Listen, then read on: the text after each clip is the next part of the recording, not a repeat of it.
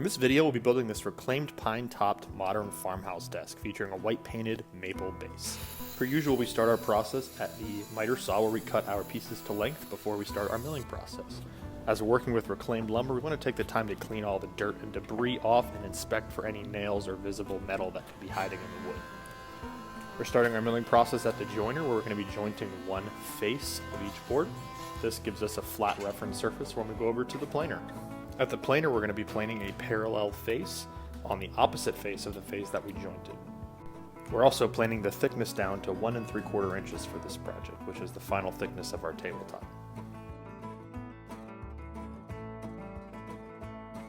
After joining one edge, we move over to the table saw where we rip off the opposite edge, giving us a nice square board. Next, we move over to our assembly table where we're going to be laying out the boards in an aesthetically pleasing fashion. We're also laying out lines where we're going to be putting in dominoes. This helps with alignment. You can also use biscuit joints or nothing at all. The strength of the glue joint is plenty strong in this case, so nothing is actually needed if alignment isn't a concern. I like to use Type-on 3 for my tabletops because it provides plenty of strength and water resistance, so if something gets spilled on the tabletop down the road, it's not a concern.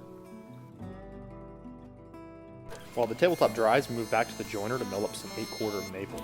These are going to be used to make the legs for the base of the desk. We start at the jointer jointing one face, and of course follow it up by planing one face.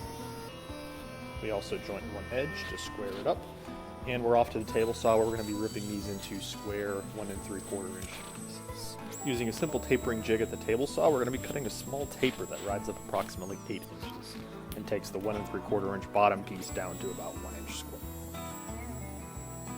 The aprons for this project are also made out of maple, but they're only 4/4, so they're going to end up about 3/4 of an inch.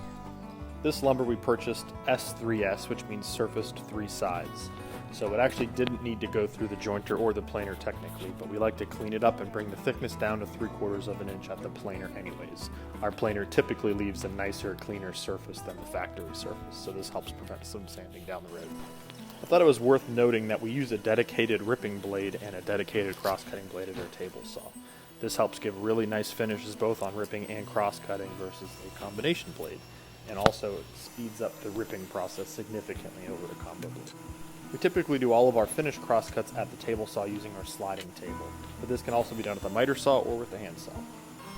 A quick 1/8 inch roundover at the router table helps give this piece a nice finished feel without giving it an overly dramatic edge. This makes it soft to the touch, but leaves that modern, clean look. Now that our tabletop has had plenty of time to dry, we pull it out of the clamps, scrape the glue, and head over to the table saw where we're going to use our sliding table to cut to length. Cutting to length like this can also be done with a track saw or a circular saw with an edge guide.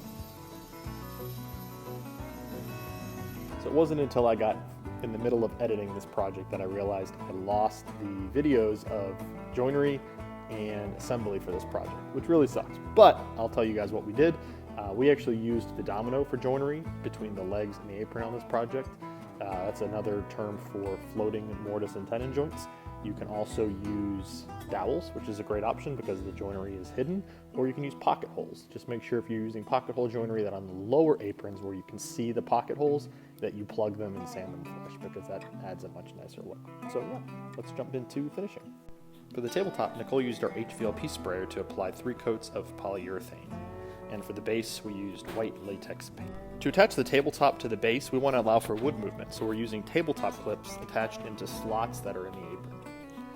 And there she is. She turned out really nice. This reclaimed pine and white base pair really, really nicely. If you stuck around for the whole video, we'd love to get a subscription and a like from you, and we'd love to hear your feedback on the design in the comments section. Thanks.